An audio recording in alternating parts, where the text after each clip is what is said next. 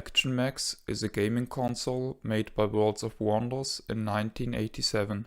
Sadly, the system was abandoned just after 4 months.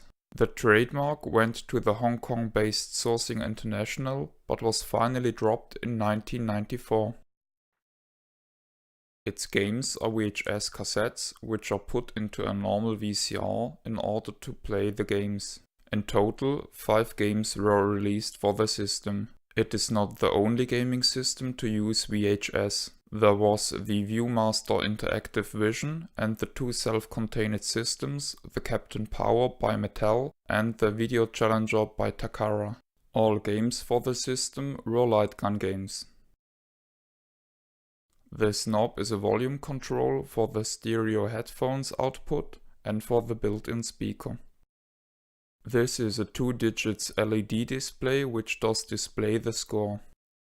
This knob adjusts the sensitivity of the gun and is called distance control. This switch sets the game mode to normal or special. This switch selects one of 2 players.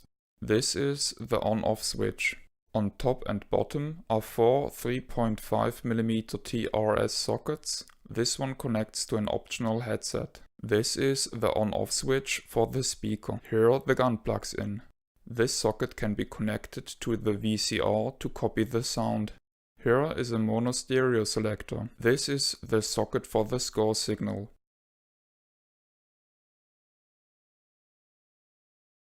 The system can either be powered by connecting a 9V DC center positive PSU or with 6 C batteries. The batteries would go into this compartment on the bottom side of the system. These are the internals of the system. It can be seen that Worlds of Wonders was more of a toy manufacturer than an electronics giant, as lots of tape and glue were used.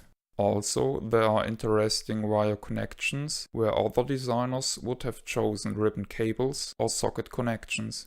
Interestingly enough, they got someone to produce a proprietary chip to do the operations.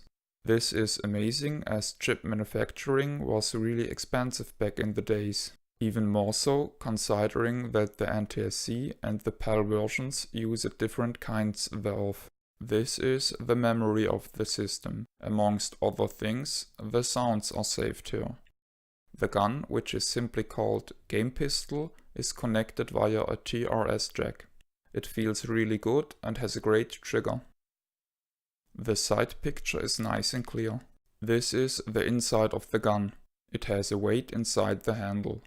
The trigger mechanism is similar to the one in the Nintendo Zapper, but instead of a proper switch, World of Wonders built something themselves. The switch is composed of a ceramic capacitor connected to 2 plates. Pulling the trigger causes the plates to connect to each other and therefore emptying the capacitor. The score signal is also connected via a TRS jack. It sports a light sensor located behind a transparent suction cap. The score signal has to be put to the TV into a reference circle. This circle flashes in a certain frequency. The flashes here are slowed down for the purpose of explanation. The targets are also flashing circles. If circles which flash in phase with the reference are shot, it counts as a hit and the score signal lights up, and a voice saying target hit can be heard. If the gun is sensing a target, flashing with the complementary phase, the score signal is decreased as a penalty. This is how the system looks like during usage. Stand by for target practice. Fire at the center of the flashing target. A steady aim. This is how the score signal is lighting up. Fire at the center of the flashing target. A steady aim is critical. Personally, I really like the system.